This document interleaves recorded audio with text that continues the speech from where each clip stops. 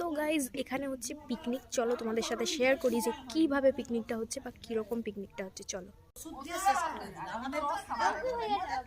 দেখো কত সুন্দরভাবে পিকনিকটা কিন্তু হেল্ড হচ্ছে। এখানে এত জন রয়েছে, সবাই মিলে এখানে চিকেনটা কমপ্লিট হয়ে গেছে। এখানে হচ্ছে রাইসটা হচ্ছে, সবাই দাঁড়িয়ে রয়েছে এখানে। হঠাৎ করেই পিকনিকটা আয়োজন করা হয়েছে আর খোলা মাঠের মধ্যে আমরা সবাই বসে পড়েছি।